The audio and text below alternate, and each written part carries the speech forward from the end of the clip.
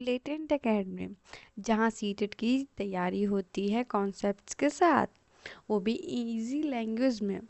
आज हम बात करने वाले हैं एक ऐसी टॉपिक की जो हर सीटेट पेपर में मिलता है, और वो है Kohlberg theory of moral development.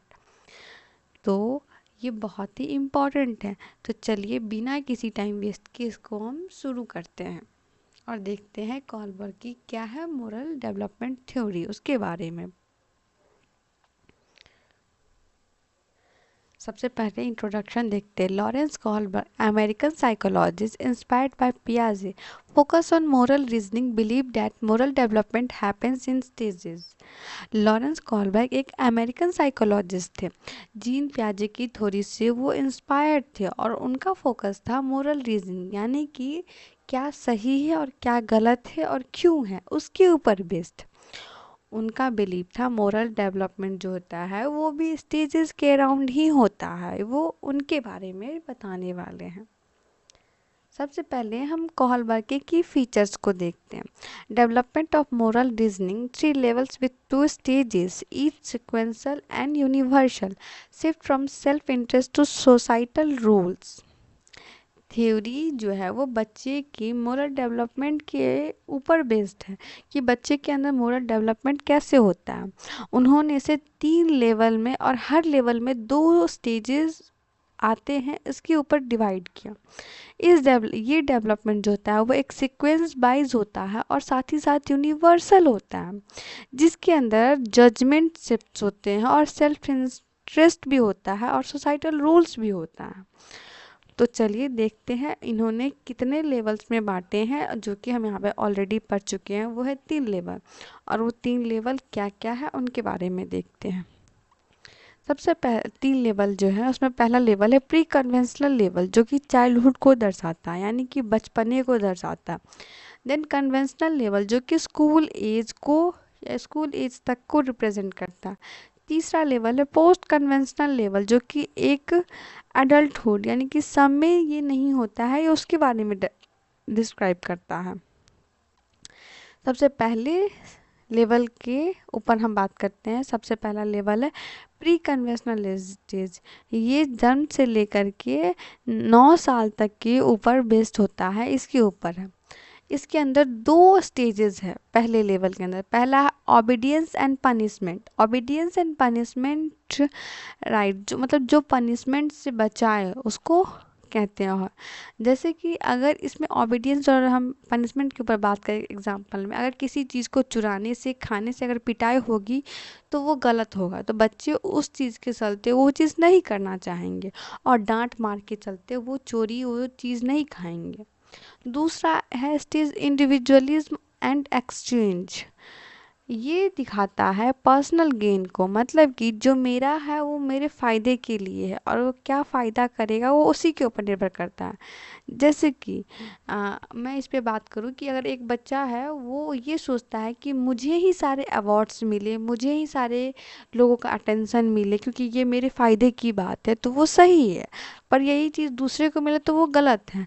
तो ये क्या किस चीज़ को शो करेगा? इंडिविजुअलिज्म एंड एक्सचेंज को।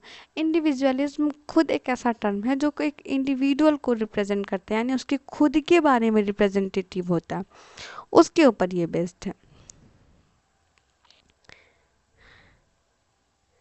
नेक्स्ट कन्वेंशनल, जो कि अर्ली एडोलेसेंस को रिप्रेजेंट करता है। इस स्टेज में क्या होता है, इसके गुड इंटरपर्सनल रिलेशनशिप, जैसे कि दूसरों से व्यवहार काफ़ी अच्छा रहना, दूसरे के माइंडसेट को ज़्यादा सोचना कि लोग क्या कहेंगे, लोग ऐसा सोचेंगे, लोग वैसा सोचेंगे, इस वजह से बच्चे वो चीज़ नहीं करना चाहते। जैसे कि कोई बच्चे घर में बहुत परेशान करते हैं, बहुत शैतानी करते हैं, पर वही बच्चे एज ए पब्लिक प्लेस में जाते हैं तो बहुत शांत हो जाएंगे, बहुत काम हो जाएंगे। ये रिप्रेजेंट करेंगे कि वो कितने अच्छे हैं, मतलब कितने सभ्य है ये। पर वो ऐसा होता नहीं है। तो ये एक गुड इंटरपर्सनल रिलेशनशिप को रिप्रेजेंट करता है। देन लॉ एंड ऑर्डर, ये दिखाता है रूल को फॉलो करना, कि बच्चे रूल्स को कैसे फॉलो करते हैं, उसके ऊपर बात करता है ये, कि बच्चे का रूल फॉलो करने का तरीका क्या है और बच्चे कैसे उस चीज़ को कंटिन्यू करते रहते हैं, कि कौन ऐसा चीज़ है जो जिसके खिलाफ जाना गलत हो जाएगा, या फिर ऐसा करेंगे तो मार पड़ेगी। जैसे कि किसी क्लास में कोई सीनियर हो या फिर किसी जूनियर से किसी को डर लगता हो, तो बच्चे उसके अकॉर्डिंग चलने लगते हैं, उसके रूल्स रेगुलेशंस को फॉलो करने लगते हैं, क्योंकि उनको डर हो जाता है कि कहीं मैं उनसे कुछ भी अलग करूँगा तो मुझे मार पड़ेगी या चाहे ऐसा कुछ होगा। तो वो एक स्टेज है जो कि लॉ एंड ऑर्डर को रिप्रेजेंट करता है। नेक्स्ट लेवल है 3, पोस्ट कन्वेंशनल, जो कि एडल्टहुड तक होता है, उसके बारे में। इसके अंदर social contract, rules for benefit of all and universal ethical principle, internal conscience over laws. मतलब कि सोसाइटल कॉन्ट्रैक्ट यानी कि ये रूल्स बनाए गए हैं सभी के भले के लिए, बट रूल्स बदले जा सकते हैं अगर ज़रूरत पड़ती है, तो ये इस चीज़ के ऊपर बात करती है। दूसरा यूनिवर्सल एथिकल प्रिंसिपल जो है वो इस चीज़ को रिप्रेजेंट करता है कि कोई भी आदमी जो है वो किसी भी चीज़ को अपने खुद के तरीके से सोचता है, खुद के आधार पे सोचने की क्षमता को डेवलप करता है। जैसे कि अगर मैं बात करूँ कि कोई इंसान का कोई विचार धारणा है कि ये चीज़ गलत है या वो चीज़ सही है, तो वो उसका खुद का एथिकल प्रिंसिपल है या उसके ऊपर बेस्ड है। तो ये पोस्ट कन्वेंशनल को रिप्रेजेंट करता है। ये तभी आता है जब बच्चों के अंदर एडल्टहुड आएगा। जैसे सोसाइटल कॉन्ट्रैक्ट, जहाँ बच्चा अगर ये देख ले कि सभी लोग रूल फॉलो कर रहे हैं जो हम रोड पे चलते हैं उसके लिए, और रूल फॉलो तब भी नहीं कर सकते जब कोई मर जाता है तब। तो बच्चे के अंदर ट्रैफिक रूल्स को लेकर के दो तरह की धारणाएं आ जाएंगी कि ट्रैफिक रूल्स के होने से सभी का काम कोऑर्डिनेशन से होता है, और वहीं कोई देखेगा कि एम्बुलेंस में कोई बच्चा फंसा हुआ है या कोई मरीज़ फंसा हुआ है, उस वक्त भी उसको ट्रैफिक रूल्स को फॉलो करना पड़ रहा है, ये तो गलत होगा। उसके मन में होगा कि बच्चा मतलब वो एम्बुलेंस वाला उस वक्त में ट्रैफिक रूल्स को तोड़ सकता है क्योंकि किसी की जान के ऊपर बात बनी है। तो ये सोसाइटल कॉन्ट्रैक्ट को शो करता। यूनिवर्सल एथिकल प्रिंसिपल सेम इसी चीज़ को रिप्रेजेंट करता है कि कोई बच्चा क्या सोच रहा है उसके ऊपर, कि रूल तोड़ना सही है गलत नहीं है, ये उस चीज़ को रिप्रेजेंट कर रहा है। देखो इसको याद करने का बहुत इजी ट्रिक है, OIRLAGSUN।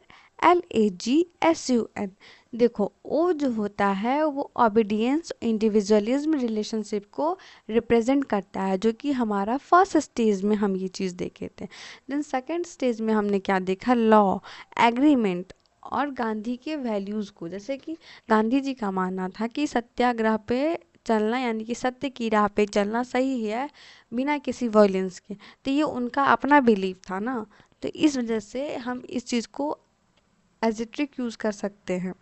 देन सन मतलब सेल्फ इंटरेस्ट, यूनिवर्सल लॉज और न्याय। मतलब क्या, एक फैक्ट की बातें क्या है और उसके ऊपर बेस्ड यूनिवर्सल लॉ क्या है, ये उसके ऊपर बातें करती है। तो देखो हम फटाफट क्विकली एक रिवाइव कर लेते हैं कोहलबर्ग मोरल डेवलपमेंट थ्योरी के ऊपर। सबसे पहले हमने कोहलबर्ग के बारे में देखा। कोहलबर्ग जो थे वो जीन पियाजे से इंस्पायर्ड थे और वो एक अमेरिकन साइकोलॉजिस्ट थे। उन्होंने बताया कि मोरल डेवलपमेंट होता है वो स्टेज बाय स्टेज होता है, और स्टेज के साथ साथ 3 लेवल में होता है। 3 लेवल में होने के बाद उनके अंदर दो दो स्टेजेस होती है। उन्होंने सबसे पहला लेवल बताया वो था ओबीडियंस पनिशमेंट, यानी कि इसके अंदर बच्चा ये सोचता है कि पिटाई होगी तो हम नहीं करेंगे उस चीज़ को, पहले लेवल के अंदर। दूसरा जो होता है वो इंडिविजुअलिज्म, यानी कि सेल्फ गेन, रिवार्ड मिलेगा कोई चीज़ के लेकर के तो हम करेंगे। तीसरा गुड बॉय और सोशल अप्रूवल, यानी कि गुड बॉय गुड गर्ल सुनने के चक्कर में बच्चा वही करता है जो सही गलत नहीं होता है, वो उस चीज़ को नहीं देखता है, यानी अपने माँ बाप के बारे में ज़्यादा सोच रहा होता है। चौथा लॉ एंड लॉ फॉलोइंग, कानून है तो फॉलो करो, जैसे कि ट्रैफिक रूल है तो सबको फॉलो करना चाहिए। कॉन्ट्रैक्ट पब्लिक गुड, यानी कि सबके भले के लिए रूल्स होते हैं। इस बेसिस पे अगर कोई एम्बुलेंस वाला आया और उसे ज़रूरत है जल्दी जाने की तो वो ट्रैफिक रूल को तोड़ सकता है, तो ये उस चीज़ को रिप्रेजेंट करता है। छठा चीज़ एथिक्स और मॉरलिटी, यानी कि सच के लिए कानून तोड़ना कोई गलत नहीं है, ये उस चीज़ को रिप्रेजेंट करता है। अगर कोई मर रहा है तो एम्बुलेंस वाला ट्रैफिक रूल्स को तोड़ सकता है। तो ये रहा हमारे कोहलबर्ग का मोरल डेवलपमेंट थ्योरी, जिसको हमने बहुत ही इजी और अंडरस्टैंडेबल कॉन्सेप्ट्स के रूप में देखा। तो दोस्तों अगर आपको वीडियो पसंद आई हो तो प्लीज़ लाइक करें, शेयर करें एंड सब्सक्राइब करें। आपका एक छोटा सा सब्सक्राइब एंड शेयर हमें बहुत मोटिवेशन प्रोवाइड करता है। आपको ऐसी वीडियोस अपकमिंग में मिलती रहेगी। आपको पसंद आए तो please like share and subscribe करें। मिलते हैं नेक्स्ट वीडियो में, तब तक के लिए keep learning keep enjoying. Thank you so much. जय हिंद।